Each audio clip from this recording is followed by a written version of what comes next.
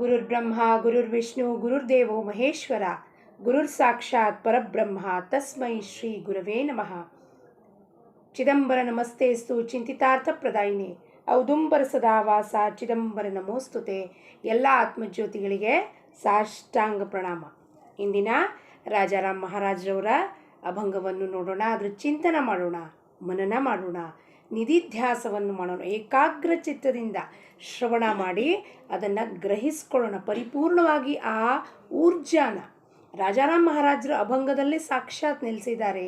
ಅಂದರೆ ಆ ರೂಪನಾಮ ನೋಡಬೇಡಿ, ಆ ಊರ್ಜಾನ, ಅವರಲ್ಲಿರುವ ಶಕ್ತಿನ, ಎನರ್ಜಿ ಫಾರ್ಮ್ನ ನೋಡಿ ಅದನ್ನು ನಾವು ಶ್ರವಣ ಮಾಡಿ ಗ್ರಹಿಸ್ಕೊಳ್ಳುವುದು ಪರಿಪೂರ್ಣವಾಗಿ ಪ್ರಯತ್ನವನ್ನು ಮಾಡೋಣ. ಏನು ಹೇಳ್ತಾರೆ ರಾಜಾರಾಮ್ ಮಹಾರಾಜರು? ಕರು ಏತಸೆ दुधाचे ते दही घालो निया रवी घुसळून येते त्यामाजी हो निघे सार त्याचे लोणी करोनी कडसरी तापविती तूप झाल्यावर नाही घुसळणा तैसे जाण नाम चिदंबर दास म्हणे एक नाम चिदंबर साराचे निज सार ವೇದ ಬೋಲೆ. ಜೈ ಚಿದಂಬರ್. ಏನಂತ ನೋಡಿ ರಾಜಾರಾಮ್ ಮಹಾರಾಜರು. ಈಗ ಇದನ್ನು ಎಕ್ಸಾಂಪಲ್ನ ಏನು ಕೊಟ್ಟ್ಯಾರಪ್ಪ ಬಾಹ್ಯವಾಗಿ ನೋಡಿದ್ರೆ, ಹಾಲಿಂದ ಏನು ಮಾಡ್ಬೋದು ನಾವು? ಮೊಸರನ್ನು ಕಡ್ದಾಗ ಏನು ಬರುತ್ತೆ? ಬೆಣ್ಣೆನ ಕಾಯಿಸಿದಾಗ ಏನಾಗುತ್ತೆ? ತುಪ್ಪ. ಆದರೆ ತುಪ್ಪನ ಪುನಃ ನಾವು ಬೆಣ್ಣೆ ಮಾಡ್ಲಿಕ್ಕೆ ಬರುತ್ತಾ? ಮೊಸರು ಮಾಡ್ಲಿಕ್ಕೆ ಬರುತ್ತಾ? ಹಾಲು ಮಾಡ್ಲಿಕ್ಕೆ ಬರುತ್ತಾ? ಇಲ್ಲ.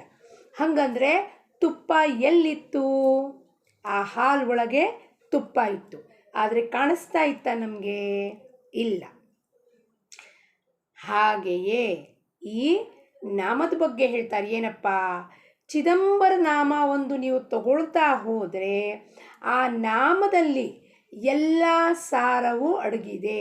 ಏನಪ್ಪ ಸಾರ? ಹಂಗಂದ್ರೆ ಏನು ಸಾರ ಅಂದರೆ ಏನು ಹೇಳ್ತಾರೆ ಅವರು? ದುಧಾಚೇತೆ ದಹಿ, ಹಾಲಿಂದ ಮೊಸರಾಯಿತು. ಆ ಮೊಸರನ್ನು ಚೆನ್ನಾಗಿ ನಾವು ಕಡೆದಾಗ ಅದರಲ್ಲಿ ಏನು ಬಂತಪ್ಪ? ಒಂದು ಸಾರ, ಶುದ್ಧವಾದ ಬೆಣ್ಣೆ, ನವನೀತ ಬಂತು. ಅದನ್ನು ನವನೀತವನ್ನು ತಗೊಂಡು ನಾವೇನು ಮಾಡಿದ್ವಿ? ಅದನ್ನು ಕಾಯಿಸಿದ್ಮೇಲೆ ಅದು ಚೆನ್ನಾಗೆ ತುಪ್ಪ ಆಯಿತು. ತುಪ್ಪ ಆದಮೇಲೆ ಪುನಃ ಅದನ್ನು ನಾವೇನು ಮಾಡೋದಿಲ್ಲ, ಪುನಃ ಅದೇನು ವಾಪಸ್ ಬೆಣ್ಣೆ ಆಗೋದಿಲ್ಲ. ಏನು ಹೇಳ್ತಾರಪ್ಪ ರಾಜಾರಾಮ್ ಮಹಾರಾಜರು ಇಲ್ಲಿ? ತಾತ್ಪರ್ಯ ಗೂಢಾರ್ಥವಾಗಿ ನಾವು ಯೋಚನೆ ಮಾಡಬೇಕು. ಏನು ಹೇಳ್ತಾರೆ? ಚಿದಂಬರ ನಾಮದಲ್ಲಿ, ಚಿದಂಬರ ನಾಮ ಹಾಲಿದ್ದಂಗಿದೆ, ಅದರಲ್ಲಿ ಎಲ್ಲವೂ ಅಡಗಿದೆ. ಏನು? ನಿಜ ಸಾರ. ಆ ನಾಮ ತಗೊಳ್ತಾ ಏನಾಗತ್ತೆ ನಮಗೆ? ಏನಾಗತ್ತಪ್ಪ? ಅದು ನಮಗೆ ತೋರಿಸತ್ತೆ. ಏನು? ಈ ನಾಮದಲ್ಲಿ ಭಕ್ತಿ, ಶ್ರದ್ಧಾ, ಜ್ಞಾನ ಎಲ್ಲವೂ ಅಡಗಿದೆ. ಹೆಂಗೆ ನಾವು ಪ್ರಪಂಚದಲ್ಲಿ ಈ ನಾಮ ತಗೊಳ್ತಾ ಹೋದಾಗ ಏನಾಗತ್ತೆ? ಘಾಲೋನಿಯ ಗುಸುಳುನ ಏತೆ. ಇದರ ಅನುಭವ ಎಲ್ಲಿ ಸಿಗತ್ತೆ ನಮಗೆ? ಪ್ರಪಂಚದಲ್ಲಿ ಸಿಗತ್ತೆ. ಹೆಂಗೆ ಸಿಗತ್ತಪ್ಪ? ನಾಮಸ್ಮರಣೆ ಮಾಡ್ತಾ ನಮಗೆ ಗೊತ್ತಾಗತ್ತೆ. ಏನು? ಸತ್ಯ ಏನಿದೆಯಪ್ಪ? ಈ ಜಗತ್ತಲ್ಲಿರೋ ಎಲ್ಲ ವಸ್ತುಗಳೇನಿದೆಯೋ, ವಸ್ತು, ವ್ಯಕ್ತಿ, ಇವೆಲ್ಲವೂ ವಿಷಯ, ಇವೆಲ್ಲ ಅಶಾಶ್ವತ ಇದೆ. ದಿವಸಕ್ಕೆ 50,000 to 60,000 ವಿಚಾರ ನಮ್ಮ ತಲೆ ಒಳಗೆ ಬರ್ತವೆ. ಹಾಗಂದ್ರೆ ಅವೆಲ್ಲ ಶಾಶ್ವತ ಏನ್ರಿ? ಇವತ್ತು ಬಂದಿದ್ದ ವಿಚಾರ ನಾಳೆ ಬರೋದಿಲ್ಲ, ನಾಳೆ ಬಂದಿದ್ದು ಮತ್ತೊಂದು ಇನ್ನೊಂದೇನೋ ಬಂದಿರುತ್ತೆ. ಅಂದರೆ ಒಂದು ವಿಚಾರಕ್ಕೆ ಹೆಣ್ಕೊಂಡು ಸಾವಿರಾರು ವಿಚಾರ ಆಗ್ತವೆ. ಆ ವಿಚಾರ ಈಗ ಬಂತು, ಟ್ರಾಫಿಕ್ ಥರ ಈಗ ಬಂತು ಹೋಯಿತು, ಸ್ಟಾಪ್ ಆಯಿತು ಹೋಯಿತು. ಅಂದರೆ ಅದು ಸತ್ಯನಾ? ಅಲ್ಲ, ಸುಳ್ಳು, ಅಶಾಶ್ವತ ವಸ್ತುವನ್ನು ನಾವು ಹಿಡ್ಕೋತಾ ಇದ್ದೀವಿ. ಅದು ನಾಮ ತಗೊಳ್ತಾ ಆ ನಾಮ ನಮಗೆ ದಾರಿ ತೋರಿಸುತ್ತೆ. ಏನು? ಪ್ರಪಂಚದಲ್ಲಿ ನೀನು ಎದಕ್ಕೆ ಬಂದಿದ್ಯಪ್ಪ? ಭಗವಂತನ ಅರಿತುಕೊಳ್ಳೋಕ್ಕೆ. ಹಾಗಂದ್ರೆ ಈ ಕಾಣಿಸ್ತಿರೋದು ಏನಿದೆಯಲ್ಲ, ಏನು ಕಾಣಿಸ್ತಿರೋದು ಅಂದರೆ ಸೃಷ್ಟಿ ಸುಳ್ಳಲ್ಲ. ಸೃಷ್ಟಿ ಬಂದಿರೋದೇ ಪರಮಾತ್ಮನಿಂದ ಬಂದಿದೆ, ಅದು ಸುಳ್ಳಲ್ಲ. ಅದರ ಬಗ್ಗೆ ನನ್ನ ದೃಷ್ಟಿಕೋನ, ನಾವು ಪರ್ಸೆಪ್ಷನ್ ಅಂತೀವಿ, ಅದು ನಂದೇನಿದೆ? ಸುಳ್ಳಿದೆ. ನಾನು ಇವತ್ತು ನಿಮ್ಮ ಹೆಸರು, ನಿಮ್ಮ ನಾಮ, ನೀವು ಯಾವ ಊರಲ್ಲಿರ್ತೀರಾ, ನೀವು ಹೆಂಗಿದ್ದೀರಾ ಅನ್ನೋದು ನನಗೆ ಒಂದು ವಿಚಾರ ಗೊತ್ತಾಗುತ್ತೆ. ನಾಳೆ ನಿಮ್ಮ ಬಗ್ಗೆ ನಾನು ಏನು ಮಾಡ್ತೀನಿ? ನಾಳೆ ನಿಮ್ಮನ್ನು ನೋಡಿದಾಗ ನಾನು ನಿಮ್ಮನ್ನು ಹೆಂಗೆ ನೋಡ್ತೀನೋ ಹಂಗೆ ನೋಡಿದ್ರೆ ನನಗೇನು ಗೊತ್ತಾಗೋದಿಲ್ಲ, ವ್ಯತ್ಯಾಸ ಆಗೋದಿಲ್ಲ. ಆದರೆ ನಾಳೆ ಇನ್ನೊಬ್ಬರು ಬಂದು ಅದಕ್ಕೆ ಆ್ಯಡ್ ಮಾಡ್ತಾರೆ. ಏನಪ್ಪ? ಇವ್ರು ಹಿಂಗಿದ್ದಾರೆ, ಅವ್ರು ಹಂಗಂಗಿದ್ದಾರೆ. ಸೊ ನಾಡಿದ್ದು ನೀವು ನನ್ನ ಕಣ್ಮುಂದೆ ಬಂದಾಗ ಏನಾಗುತ್ತೆ, ಆ ಒಂದು ವಿಚಾರಕ್ಕೆ ನಿಮ್ಮ ಬಗ್ಗೆ ಇದ್ದಿದ್ದ ವಿಚಾರಕ್ಕೆ ಇನ್ನೆರಡು ವಿಚಾರ ಆ್ಯಡ್ ಆಯಿತು. ಓ, ಇವ್ರ ಯುದ್ಧ ಹೆಸರು, ಇವ್ರು ಇಲ್ಲಿರ್ತಾರೆ, ಇವ್ರು ಹಿಂಗಿದ್ದಾರೆ, ಓ ಅವ್ರು ನನಗೆ ಹಿಂಗೆ ಹೇಳಿದರು ಅಂದರೆ ನಿಮ್ಮ ಬಗ್ಗೆ ನನ್ನ ದೃಷ್ಟಿಕೋನ ನಿತ್ಯವಾಗಲೂ ಬದಲಾಯಿಸತ್ತೆ. ಅದು ಸತ್ಯ ಅಲ್ಲ. ಇಲ್ಲಿ ಒಳಗಿರೋನು ಯಾರು? ಚೈತನ್ಯ, ಚಿದಂಬರ ಚೈತನ್ಯ ಇಲ್ಲಿದ್ರೆ ಅಲ್ಲೂ ಚಿದಂಬರ ಚೈತನ್ಯ ಇದೆ, ನಿರಾಕಾರ ಶುದ್ಧ ಬ್ರಹ್ಮ. ಆದರೆ ನನಗದು ಕಾಣಿಸೋದಿಲ್ಲ. ಯಾಕೆ ಕಾಣಿಸಲ್ಲ? ಮಧ್ಯದಲ್ಲಿ ಈ ರೂಪ ನಾಮ ಆಕಾರ ಏನಿದೆಯೋ ಹೆಸರು ಯಾರ್ದೋ ಬಂದ್ಬಿಡುತ್ತೆ. ದೀಪ ಅಂದ ಕೂಡಲೇ ನಿಮಗೆ ಏನೋ ಒಂದೀಗ ಭ್ರಮೆ ಉಂಟಾಗಿದೆ ದೀಪನ ಬಗ್ಗೆ. ದೀಪ ಏನು ಚೆನ್ನಾಗಿ ಹೇಳ್ತಾರ್ರಿ ಹಾಗೆ ಹೀಗೆ ಅಂತ. ನಾಳೆ ಬಂದು ಇನ್ನೊಂದು ಜನ 4 ಜನ ಇನ್ನೇನೋ ಅದಕ್ಕೆ ವಿಚಾರ ಆ್ಯಡ್ ಮಾಡ್ತಾರೆ. ಆಕೆಗೆ ಏನು ಗೊತ್ತಿಲ್ಲರಿ, ಏನು ಗೊತ್ತಿದೆ ಆಕೆಗೆ, ಆಕೆ ಭಾರಿ ಹುಷಾರಿಕೆ ಮಾಡ್ತಾಳೆ, ಹಂಗೆ ಮಾಡ್ತಾಳೆ ಹಿಂಗೆ ಮಾಡ್ತಾಳೆ ಅಂತ ಹೇಳ್ತಾರೆ. ಮತ್ತು ನೀವು ಮರುದಿವಸ ನಾನು ನೋಡಿದಾಗ ನಿಮ್ಮ ವಿಚಾರಧಾರೆ ಬದಲಾಗೋಗಿರುತ್ತೆ. ನನ್ನ ಬಗ್ಗೆ ನೋಡೋ ವಿಚಾರಧಾರೆ ನಿಮ್ಮದು ಪುನಃ ಬದಲಾಗತ್ತೆ. ಅಂದರೆ ನಿಮ್ಮ ದೃಷ್ಟಿಕೋನ ಬದಲಾಗತ್ತೆ. ಅದು ಸುಳ್ಳು, ಅಶಾಶ್ವತ, ಅಸತ್ಯ, ಅನಿತ್ಯ ಅಂತ ರಾಜಾರಾಮ್ ಮಹಾರಾಜರು ಹೇಳ್ತಾರೆ. ಸತ್ಯ ಯಾವುದು? ಶಾಶ್ವತ ಯಾವುದು? ನಿತ್ಯ ಯಾವುದು? ಒಬ್ಬನೇ. ಯಾರವನು? ಪರಬ್ರಹ್ಮನಾದ ಚಿದಂಬರ, ಶುದ್ಧ ಜ್ಞಾನ ಅದು. ಈಗ ಆ ಬೆಣ್ಣೆ ಬಂತು, ಗುರುಗಳ ಹತ್ರ ಹೋದ್ವಿ, ಸದ್ಗುರುಗಳ ಹತ್ರ ಹೋದ್ವಿ. ಅವ್ರು ಹೇಳಿದ್ರು, ಅಮ್ಮ ಇದೆಲ್ಲ ನೀನು ವಿಚಾರ ಮಾಡ್ತಿರೋದು ಸುಳ್ಳಿದೆ, ಇದು ಸತ್ಯ ಇಲ್ಲ ಯಾತ್ರಲ್ಲೂ, ಏನು ಅಶಾಶ್ವತ, ಇದನ್ನು ಬಿಟ್ಟಾಕು. ಆ ಬಿಟ್ಟಾಕು ಜ್ಞಾನ ಕೊಟ್ಟಾಗ ಗುರು ನಾಮಸ್ಮರಣೆ ಮಾಡು, ಸಾಧನೆ ಮಾಡು ಅಂತ ಹೇಳಿದಾಗ ಏನಾಗುತ್ತೆ, ಆ ಪ್ರಪಂಚದಲ್ಲಿ ಏನೇನು ಅನುಭವ ಬರ್ತಾ ಹೋಗುತ್ತೋ ಆ ಅನುಭವ ಮಧ್ಯದಲ್ಲಿ ಹೆಂಗೆ ಕರೋನಿ ಕಡಸರಿ ತಾಪವಿತಿ. ಈಗ ತುಪ್ಪ ನಾವು ಈಗ ಬೆಣ್ಣೆನ ತಗೊಂಡು ಕಾಯಿಸ್ತಾ ಇದ್ದೀವಿ ಬಾಣಲಿದಲ್ಲಿ, ಕಥ ಕಥ ಕಥ ಕಥ ಅಂತ ಕುದೀತಾ ಇದೆ. ಹಾಗೆ ನಮಗೂ ಪ್ರಪಂಚದಲ್ಲಿ ಎಲ್ಲ ಅನುಭವನೂ ಪರಮಾತ್ಮ ಕೊಡ್ತಾನೆ ನಮ್ಮನ್ನು ಶುದ್ಧ ಮಾಡಲಿಕ್ಕೆ. ಆ ಬೆಣ್ಣೆನ ನಾವು ಹೆಂಗೆ ಕಾಯಿಸ್ತಿರೋವಾಗ ಅದು ಕಥ ಕಥ ಕುದೀತಾ ಇರುತ್ತೆ, ಬಬಲ್ಸ್ ಏಳ್ತಾ ಇರುತ್ತೆ, ಆ ನೀರು ಹೋಗ್ತಾ ಇರುತ್ತೆ ಆಚೆ, ಆ ಶುದ್ಧವಾದ ತುಪ್ಪ ಆಗ್ತಾ ಇರುತ್ತೆ. ಹಾಗೆ ನಮಗೂ ಕೂಡ ಪ್ರಪಂಚದಲ್ಲಿ ಅವನು ಹಲವಾರು ಅನುಭವನ ಕೊಡ್ತಾನೆ. ಎದಕ್ಕಪ್ಪ, ನೀನು ಈ ಕಡೆ ತಿರುಗು, ನನ್ನ ಕಡೆ ಹೊರಳು ಅಂತಂದ್ಬಿಟ್ಟು ಶುದ್ಧ ಆಗಲಿ ಈ ಚಿತ್ತ, ಈ ಅಂತಃಕರಣ ಶುದ್ಧ ಆಗಲಿ ಅಂತ ಹಲವಾರು ವಿಘ್ನಗಳನ್ನು ತರ್ತಾರೆ, ಪರೀಕ್ಷೆಗಳನ್ನು ಮಾಡ್ತಾರೆ ಗುರುಗಳು, ಸದ್ಗುರುಗಳು, ಸತ್ಪುರುಷರು ನಮ್ಮ ಹತ್ರ. ಅವ್ರ ಹತ್ರ ಹೋದಾಗ ನಮ್ಮನ್ನು ಅವರು ತುಪ್ಪ ಬೆಣ್ಣೆ ಅಂತೆ ಕಾಯಿಸ್ತಾರೆ ನಮ್ಮನ್ನು. ಅವರು ಆ ಯಾತ್ರೆಯಲ್ಲಿ ಕಾಯಿಸ್ತಾರೆ. ಅವರು ಕೊಟ್ಟಿರೋ ಶುದ್ಧ ಜ್ಞಾನದಲ್ಲಿ ನಮ್ಮನ್ನು ಪರೀಕ್ಷೆ ಮಾಡಿ ಅವ್ರ ತಪಶಕ್ತಿಯನ್ನು ಧಾರೆ ಎರೆದು ನಮಗೆ ಕೊಟ್ಟಾಗ ನಮ್ಮನ್ನು ಏನು ಮಾಡ್ತಾರೆ ಅವರು, ಕಡಸರಿ ತಾಪವೀತಿ ಅದನ್ನು ಕಾಯಿಸಿ ಶುದ್ಧವಾದ ಜ್ಞಾನ ಅಂದರೆ ತುಪ್ಪ ಕೊಡ್ತಾರೆ ಅವರು.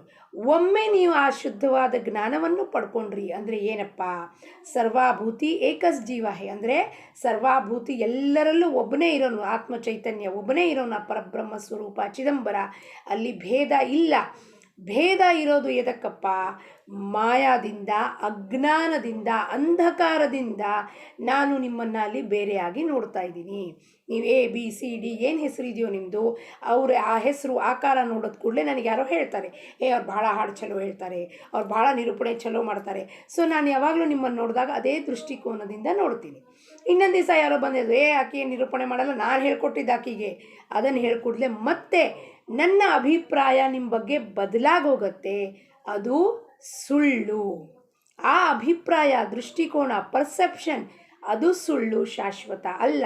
ಅದರ ಬೇಸ್ ಏನಿದೆಯೋ, ಬೇಸ್ ಮೂಲ ಅದು ಪರಮಾತ್ಮ ಶುದ್ಧ ಚೈತನ್ಯ. ಎಲ್ಲರಲ್ಲೂ ಇರೋದು ಒಂದೇ ಶುದ್ಧ ಚೈತನ್ಯ. ಅದನ್ನು ನೋಡಿದಾಗ ನನಗೆ ನೀವೇನು ಹೇಳ್ತಿದ್ರು ಅದರ ಬಗ್ಗೆ ಏನೂ ಅಭಿಪ್ರಾಯ ಬರೋದಿಲ್ಲ.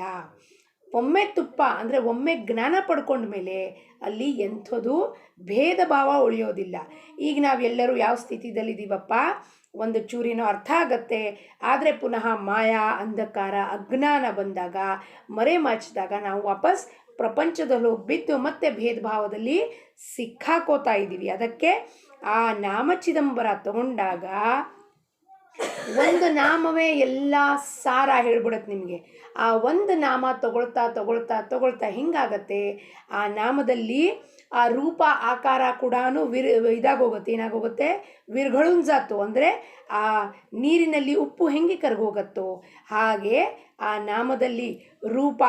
ಈಗ ನಾವು ಗುಂಡಿದರ ಅಂತ ನೋಡ್ತಾ ಇದ್ದೀವಿ, ಜಪ ಮಾಡ್ತಾ ಮಾಡ್ತಾ ಮಾಡ್ತಾ ಧ್ಯಾನಕ್ಕೆ ಹೋದಾಗ ನಮ್ಮ ಮನಸ್ಸು ಚಿದಂಬರ ಚಿದಂಬರ ಚಿದಂಬರ ಅನ್ನೋದು ಸ್ಟಾಪ್ ಆಗಿ ಕೇವಲ ಧ್ಯಾನಕ್ಕೆ ಹೋಗುತ್ತೆ ಮನಸ್ಸು.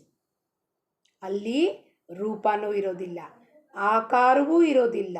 ಅಲ್ಲಿ ಕೇವಲ ನಿರಾಕಾರ ಶುದ್ಧ ಜ್ಞಾನ ಚೈತನ್ಯ. ಅದು ಒಮ್ಮೆ ಅರ್ಥ ಆಯಿತು ಅಂದಮೇಲೆ ನೀವು ಹೊರಗಡೆ ಎಲ್ಲಿ ನೋಡಿದ್ರೂ ಕೂಡ, ಒಂದು ಎಲೆ ನೋಡ್ತೀರಾ, ಎಲೆದಲ್ಲಿ ನಿಮಗೆ ಚಿದಂಬರ ಕಾಣಿಸ್ತಾನೆ. ಒಂದು ಬಾಗಿಲು ನೋಡ್ತೀರಾ, ಬಾಗಿಲಲ್ಲಿ ಚಿದಂಬರ ಕಾಣಿಸ್ತಾನೆ. ನೀವತ್ತು ಹೂವಿನ ಅಲಂಕಾರ ಮಾಡಿದ್ರೆ ಅದರಲ್ಲಿ ಚಿದಂಬರ ಕಾಣಿಸ್ತಾನೆ. ಒಂದು ಪರ್ದೆನಲ್ಲಿ ಚಿದಂಬರ ಕಾಣಿಸ್ತಾನೆ, ಒಂದು ಬಾಗಿಲಲ್ಲಿ ಚಿದಂಬರ ಕಾಣಿಸ್ತಾನೆ, ಒಂದು ಬಾತ್ರೂಮ್ ಟೈಲ್ಸಲ್ಲಿ ಚಿದಂಬರ ಕಾಣಿಸ್ತಾನೆ. ನಿಮಗೆ ಸರ್ವತ್ರವೂ ಆ ಚಿದಂಬರ ಕಾಣಿಸ್ಲಿಕ್ಕೆ ಶುರುವಾಗ್ತಾನೆ. ಏನು? ಶುದ್ಧ ಚೈತನ್ಯ. ಅವಾಗ ನಿಮ್ಗೆ ಏನು ಅನಿಸುತ್ತೆ? ಎಲ್ಲ ಕಡೆ ಅದೇ ಬೆಳಕಿದ ಮೇಲೆ ನಿಮ್ಗೇನು ಅನಿಸುತ್ತೆ? ಅವಾಗ ನೀವು ಯಾರ ಜೋಡಿ ಗುದ್ದಾಡ್ತೀರಾ, ಯಾರ ಜೋಡಿ ಮಾತಾಡ್ತೀರಾ, ಯಾರ ಜೋಡಿ ಫೋನ್ ಹಚ್ಚಿಬಿಟ್ಬೇಕು, ಬಕ್ ಮಾಡಬೇಕು ಅನ್ಸುತ್ತೆ, ವ್ಯರ್ಥವಾಗಿ ಮಾತಾಡಬೇಕು ಅನಿಸುತ್ತೆ, ಅಥವಾ ಮಾತಾಡೋಂಗಿಲ್ಲ ಅಂತಲೂ ಅನಿಸೋದಿಲ್ಲ. ಯಾರೋ ಫೋನ್ ಮಾಡ್ತೀರಾ, ಎತ್ತುತ್ತೀರಾ, ಹಾಂ ಆಯಿತಾ, ಓ ಹಿಂಗಾಯ್ತಾ ಹಂಗಾಯ್ತಾ, ಊಟ ಆಯಿತಾ, ತಿಂಡಿ ಆಯಿತಾ, ಅಭಂಗ ಡಿಸ್ಕಸ್ ಮಾಡಿದ್ರೆ ಇದಾಯ್ತಾ, ಮುಗೀತಷ್ಟೇ. ಅಲ್ಲಿ ಇನ್ನೇನು ವಿಷಯ, ವಸ್ತು, ವ್ಯಕ್ತಿ ಸಲುವಾಗಿ ಅಲ್ಲೇನು ಜಾಗ ಇಲ್ಲ ಮಾತಾಡೋಕ್ಕಲ್ಲಿ. ಯಾಕೆಂದರೆ ಅಲ್ಲಿ ಅವನೇ ತುಂಬಿಕೊಂಡಿದ್ದಾನೆ. ಅವನು ತುಂಬಿಕೊಂಡಿದ್ದ ಮೇಲೆ ಅಲ್ಲಿ ಏನಿರುತ್ತೆ? ಕೇವಲ ಶಾಂತಿ, ಸಮಾಧಾನ, ನೆಮ್ಮದಿ, ಆನಂದ ಸ್ವರೂಪ, ಸಚ್ಚಿತ್ ಆನಂದ ಸ್ವರೂಪ ಇಲ್ಲಿ ಒಳಗೆ ಹೊಂದಿದ ಮೇಲೆ ಅಲ್ಲಿ ನಿಮಗೇನು ಅನಿಸೋದಿಲ್ಲ. ನಿಮ್ಮನ್ನು ಯಾರು ಮಾತಾಡ್ಸೋದ್ರೇನು ಬಿಟ್ರೇನು, ನೀವು ನಿಮ್ಮ ಪಾಡಿಗೆ ನೀವು ಅವನ ಧ್ಯಾನದಲ್ಲಿರ್ತೀರ. ಏನು ಓದಿದ್ರೆ ಒಂದು ಜನ್ಮ ಸಾಲದು ಅಂತ ನಮ್ಮ ಗುರುಗಳು ಹೇಳ್ತಿದ್ರು. ಅಯ್ಯೋ ಅಮ್ಮ, ಒಂದು ಜನ್ಮ ಸಾಲದು ಕಣಮ್ಮ. ಇದನ್ನೆಲ್ಲ ತಿಳ್ಕೊಂಡು ಓದ್ತಾ ಹೋದರೆ ಇದನ್ನು ಅಪ್ಪ, ಈ ಕತೆ ಓದಿದ್ರೆ ಇದರಲ್ಲಿ ಎಷ್ಟು ಭಾವ ಇದೆ, ಅವ್ರ ಕತೆ ಓದಿದ್ರೆ ಎಷ್ಟು ಭಕ್ತಿ ಇದೆ, ತುಕಾಮಾಯಿ ಹೆಂಗಿದ್ರು, ತುಕಾರಾಮ್ ಮಹಾರಾಜರು ಹೆಂಗಿದ್ರು, ರಾಜಾರಾಮ್ ಮಹಾರಾಜರು, ವಿಠಾಬಾಯಿ ಹೆಂಗಿದ್ಲು, ಹರಿ ಹೆಂಗಿದ್ದ, ಇದನ್ನು ಓದ್ಲಿಕ್ಕೆ ನಿಮಗೆ ಇಡೀ ಒಂದು ಜನ್ಮ ಸಾಕಾಗೋದಿಲ್ಲ. ಅಷ್ಟು ಅಷ್ಟು ಅಷ್ಟು ಅಷ್ಟು ಭಂಡಾರ ತುಂಬಿಟ್ಟಿದ್ದಾನೆ ಭಗವಂತ. ಅದನ್ನು ನಾವು ಯಾವಾಗ ಓದಬೇಕು, ಯಾವಾಗ ಅರ್ಥೈಸ್ಕೋಬೇಕು? ಮನಾಚೆ ಶ್ಲೋಕ ಇದೆ, ದಾಸಬೋಧ ಇದೆ, ಭಗವದ್ಗೀತಾ, ಇದೆಲ್ಲ ಒಂದು ಜನ್ಮ ಅಲ್ಲ, ನಾವು 10 ಜನ್ಮ ತೊಗೊಂಡ್ರೂ ನಮಗೆ ಸಾಲೋದಿಲ್ಲ. ಇದನ್ನು ಓದಲಿಕ್ಕೆ ಸಾಲೋದಿಲ್ಲ. ಯಾಕೆ ಓದಬೇಕಪ್ಪ ಹಂಗಂದರೆ? ಯಾಕೆ ಇದನ್ನು ಓದಿ ತಿಳ್ಕೊಂಡು ನಾವೇನು ಮಾಡಬೇಕ್ರಿ? ಆ ನಾಮ ನಮಗಿದನ್ನು ತಿಳಿಸುತ್ತೆ. ಏನು ಇದರಲ್ಲಿ ಏನಿದೆ? ಭಕ್ತಿ, ಭಾವ, ಭಗವಂತನ ಸಲುವಾಗಿ ಪರಮೋಚ್ಚವಸ್ಥ ಪ್ರೀತಿ ಹಿಂಗೆ ಮಾಡಿದ್ರು ಸಂತರು. ಅದು ಅವರ ಅಭಂಗದ ಮುಖಾಂತರ ವ್ಯಕ್ತ ಆಗುತ್ತೆ. ಏಕನಾಥ್ ಮಹಾರಾಜರು ಗೌಳಣ್, ಭಾರೂಡ್ ಎಷ್ಟೊಂದು ಬರೆದಿದ್ದಾರೆ. ಅಭಂಗದಲ್ಲಿ ಪ್ರೀತಿ ವ್ಯಕ್ತಪಡಿಸ್ಯಾರ. ಗೋಪಿಕೆಯವ್ರದ್ದು ಪ್ರೀತಿಯನ್ನು ವ್ಯಕ್ತಪಡಿಸ್ಯಾರ. ಹೆಂಗೆ ವಿರಹ ವೇದನದಲ್ಲಿ ಗೋಪಿಕೆಯವ್ರು ಹೆಂಗೆ ಕೃಷ್ಣನ್ ಬಿಟ್ಟಿದ್ದು ಹೆಂಗಿದ್ರು, ಅದನ್ನು ಏಕನಾಥಿ ಭಾಗವತಲ್ಲಿ ಎಷ್ಟು ಸುಂದರವಾಗಿ ವರ್ಣನೆ ಮಾಡಿದ್ದಾರೆ. ರಾಸಲೀಲಾ ಬಗ್ಗೆ ವರ್ಣನೆ ಮಾಡಿದ್ದಾರೆ. ಆ ರಾಸಲೀಲಾ ಓದ್ತಾ ನೀವೇ ಅಲ್ಲಿ ಆ ವೃಂದಾವನ್ ಮಥುರಾದಲ್ಲಿ ಹೋಗ್ಬಿಡ್ತೀರ ರಾಸಲೀಲಾ ಮಾಡೋಕ್ಕೆ. ಅಷ್ಟು ಇಡೀ ಒಂದು ಜನ್ಮ ಸಾಕಾಗೋದಿಲ್ಲ ನಮಗೆ. ಅಷ್ಟು ಭಗವಂತ ನಮಗೆ ಕೊಟ್ಟಿದ್ದಾನೆ ತಿಳ್ಕೊಳ್ಳಿಕ್ಕೆ. ಅದನ್ನು ಬಿಟ್ಟು ನಾವು ಇಲ್ಲಿ ಕೊಚ್ಚೆದಲ್ಲಿ ಕೂತ್ಕೊಂಡು ಅಳ್ತಾ ಕೂತಿದ್ದೀವಿ, ನನ್ನ ಹತ್ರ ಇದಿಲ್ಲ ಅದಿಲ್ಲ, ಹಿಂಗಿಲ್ಲ ಹಂಗಿಲ್ಲ. ಇದು ಬಿಟ್ಟು ಎಷ್ಟು ಸುಂದರವಾಗಿದೆಯಪ್ಪ ಭಗವಂತ ನೀನು. ನಿನ್ನ ಬಗ್ಗೆ ತಿಳ್ಕೊಳ್ಳಿಕ್ಕೆ ಈ ಜನ್ಮನೇ ಸಾಲೋದಿಲ್ಲ. ನಿನ್ನ ಬಗ್ಗೆ ಮಾತಾಡಲಿಕ್ಕೆ ಬಾಯಿ ನಿಲ್ಲೋದಿಲ್ಲ. ಕಿವಿ ಒಂದು ಅಭಂಗ, ಒಂದು ಹಾಡು ಕೇಳಿಸ್ಕೊತಿದ್ರೆ ಆಹಾ ಇಷ್ಟು ಕೇಳಿಸ್ಕೋತಾ ಇರಬೇಕು ಅನ್ನಿಸ್ತಿರುತ್ತೆ. ಆ ಒಂದು ಸ್ಥಿತಿಗೆ ಹೋಗುವಂಥ ಪ್ರಯತ್ನ ಇದೇ ಜನ್ಮದಲ್ಲಿ ನಾವು ಮಾಡಿದ್ರೆ ಮುಂದಿನ ಜನ್ಮ ನಮ್ಮದು ಸಾರ್ಥಕ ಆಗುತ್ತೆ. ಈ ಜನ್ಮ ಕೇವಲ ಮತ್ತೆ ಪುನಃ ಇಲ್ಲೇ ಚಕ್ರದಲ್ಲಿ ಸಿಕ್ಕಾಕೊಂಡು ಒದ್ದಾಡಿದ್ರೆ ನಾವು ಎಲ್ಲೂ ಹೋಗಲಿಕ್ಕಾಗೋದಿಲ್ಲ. ಅದಕ್ಕೆ ಈ ಬಸ್ನಲ್ಲಿ ನಾವು ನಾಮ ದೋಣಿಯಲ್ಲಿ ಕುತ್ಕೋಬೇಕು.